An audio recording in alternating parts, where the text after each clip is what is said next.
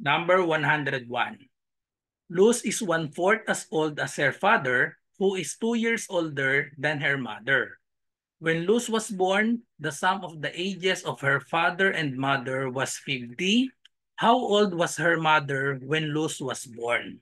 So ang choices 7, 14, 24, and 26. So i-post nyo muna, try nyong sagutan bago panoodin ang aking solution. Okay, so kung gusto palang mapanood simula number 1, punta po kayo sa description. Makikita nyo doon ang link ng aking playlist para sa word problems. Okay? So, saksak muna ang charger. Okay, so bago tayo magsimula, invite ko kayo sa aking CSE review for Math and Logic via FB Live for 50 pesos only. 10 sessions po yan. Kaya pag dinivide nyo ay lumalabas na 5 pesos lang per session. Nag-start na po tayo netong June 1 sa ating first session. Pwede pa po kayong humabol. Okay, so recorded po yan. Kaya mapapanood nyo pa rin yung session 1. So habol na po kayo, 50 pesos lang. And then may mga worksheets pa po tayo dyan. Ito yung mga worksheet ko. Ang dami ko ng worksheets sa math. Ayan, may mga 50, 40, 30, 75, 50 items. And then meron din tayong mga worksheets sa mga verbal ability. Ayan, may mga age problem, work problem. So marami po tayo niyan. Ito lang yung na-screenshot ko. Okay? So sagutan na natin. Luz is 1/4 as old as her father, who is 2 years older than her mother.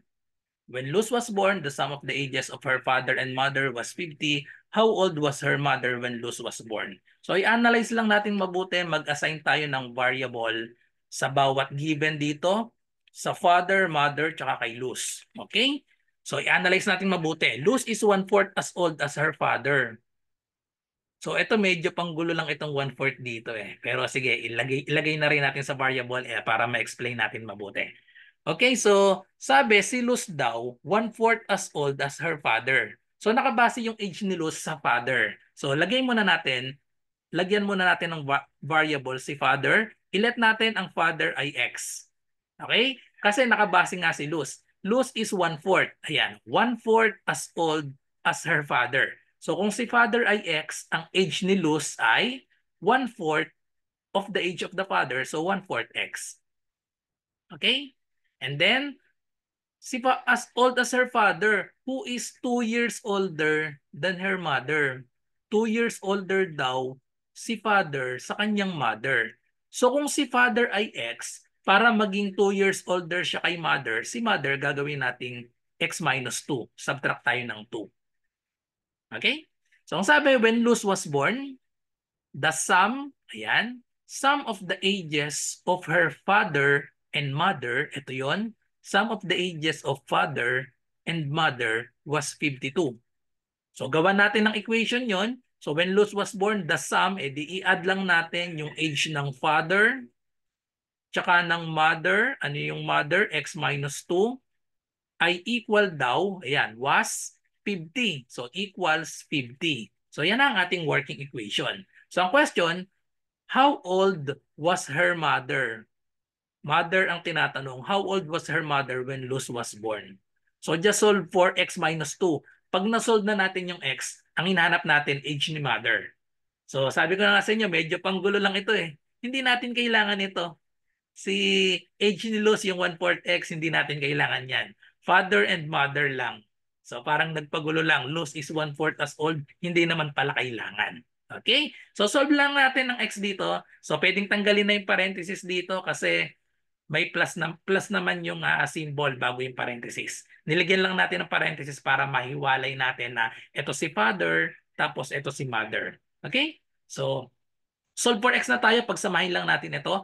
X plus x, that is equal to 2x. Dahil may invisible na 1 dito. So we have minus 2 equals 50.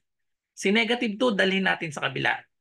So pag dinala si negative 2 sa kabila, magiging positive 2. Or add 2 to both sides.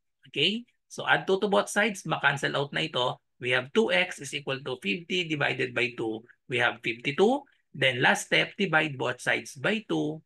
So therefore, the value of x is 52 divided by 2. That is equal to 26. Pag ito ang naging sagot nyo, ay mali po kayo.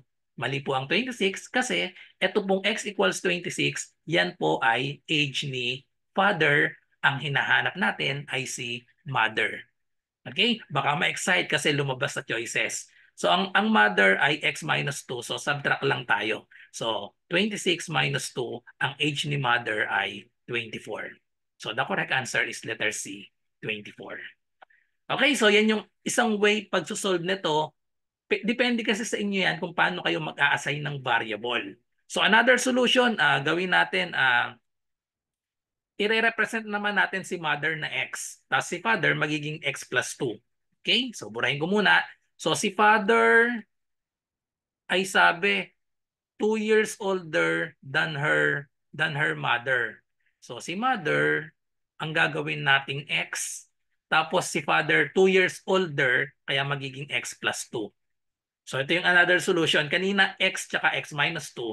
Pwede rin natin gawin na x si mother, x plus 2 si father. Hindi natin kailangan si Luz dito sa problem. So wala tayong pakialam sa age ni Luz. Ang tinatanong, how old was her mother? So i-add lang natin, si father ay x plus 2 plus si mother ay x equals daw sa was 50. The sum of the ages of her father and mother was 50. So solve for x. So pagsamahin natin itong dalawang x, so we have 2x, just copy plus 2, and then 50. So idalhin natin si 2 sa kabila, so minus 2 to both sides. So therefore, we have 2x is equal to 50 minus 2, that is equal to 48, and then divide both sides by 2. So therefore, the value of x is equal to 48 divided by 2, 24. Ito na yung sagot natin kasi ang x natin ay si mother. Okay? So letter C, C pa rin yung sagot natin. So magkaiba yung equation natin. Depende kasi sa pagre-represent nyo ng variable. Okay? So pwedeng magkakaiba tayo ng solution pero same answer. Okay? So that's all. So thank you for watching. I hope may natutunan kayo dito sa video na ito. Kung may math question, i-comment nyo lang or i-PM nyo ako sa aking messenger, RJ Enseñado. So good luck sa lahat na nagre-review para sa civil service exam. Bye-bye and God bless.